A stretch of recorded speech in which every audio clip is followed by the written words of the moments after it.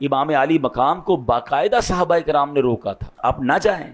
ایک تو بچپن میں مشہور تھا، مدینہ منورہ میں بہت سارے صحابہ کرام کو معلوم تھا، خود نبی پاک کو معلوم تھا، بلکہ امام حسین کو معلوم تھا کہ آپ شہید ہو جائیں گے۔ مگر جب مدینے سے کربلا جانے کا وقت آیا تو اس وقت بھی کئی صحابہ کرام نے روکا کہ آپ مت جائیے، کوفہ جانے کا وقت ہے۔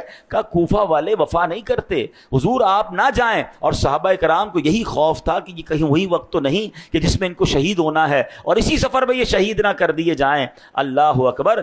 امام حسین کے دو جواب ہوا کرتے تھے۔ ایک بات بہت کلیئرلی سن لیجئے، انفارچونیٹلی سوشل میڈیا کی وجہ سے اب ایسے لوگ بھی آ گئے معاذ اللہ جو اس عظیم واقعے کو، اس عظیم قربانی کو دوسرا رنگ دیتے ہیں کہ نہیں جناب یہ تو اقتدار کی جنگ تھی، معاذ اللہ امام حسین کو جناب حکومت چاہیے تھی۔ استغفر اللہ، یہ بہت بڑا الزام ہے۔ امام حسین تو پہلے ہی جس کو کہیں بادشاہوں والی لائف تھی ان کی، ہر بندہ آپ سے محبت کرتا تھا، بڑے بڑے حکمران آ کر آپ کو وظائف پیش کرتے تھے اور نبی پاک کے مدینے میں رہ رہے تھے، ان کو کیا ضرورت تھا مدینہ چھوڑ کر کربلا جانے کا یا کوفہ جانے کا۔ جناب امام حسین کہا کرتے کہ مجھے کوفہ والوں نے خط لکھے ہیں، وہ مجھے بار بار یہ خط لکھ کر بلا رہے ہیں کہ یا امام آپ تشریف لائیے، ہم یزید کی بیعت نہیں کرنا چاہتے، آپ آ جائیں، ہم آپ کی بیعت کرنا چاہتے ہیں۔ امام حسین فرمایا کرتے اگر آج میں کوفہ نہ گیا تو یہ کوفہ والے قیامت کے دن اللہ کی بارگاہ میں عرض کریں گے مولا ہم تو یزید کی بیعت نہیں کرنا چاہتے تھے،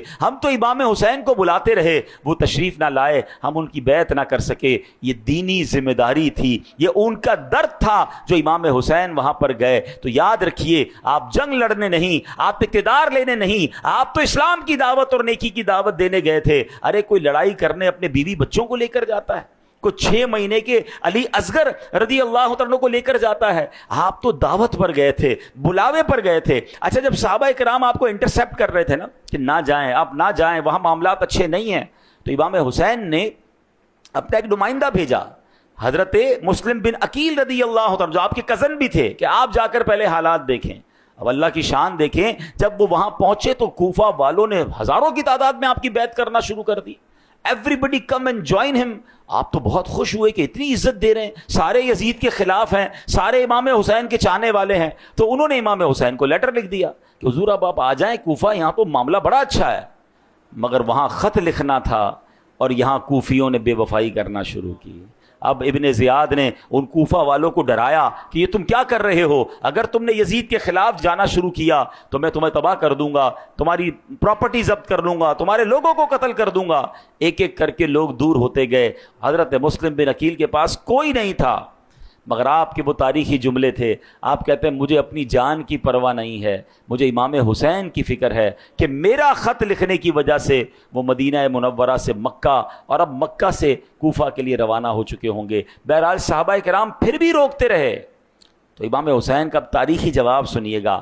آپ فرماتے ہیں کہ مجھے خواب میں میرے نانا جان کی زیارت ہوئی ہے اور میرے آقا نے مجھے ایک ذمہ داری سونپی ہے، میں یہ ذمہ داری ضرور نبھاؤں گا۔ عرض کیا کہ حضور وہ خواب میں کیا ذمہ داری دی گئی ہے؟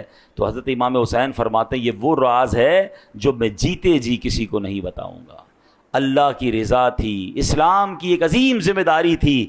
دے نو ویری ویل، ان سب کو پتا تھا کہ ہم نے اس سفر میں شہید ہونا ہے، مگر یہ شہادت کا سفر تھا، یہ قربانی کا سفر تھا، یہ نبی پاک کے گویا حکم کو نبھانے کا اور فریضے کو ادا کرنے کا یہ سفر تھا۔ جبھی تو ہم جھوم جھوم کر یہ شعر پڑھتے ہیں نا، جس نے حق کربلا میں ادا کر دیا، اپنے نانا کا وعدہ وفا کر دیا، جس نے حق کربلا میں ادا کر دیا، اپنے نانا کا وعدہ وفا کر دیا، جس نے امت کی خاطر فدا کر دیا، گھر کا گھر سب سپرد خدا کر دیا، اس حسین ابن حیدر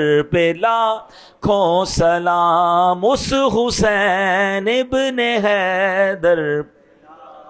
تو اتنی عظیم قربانی ہے یہ۔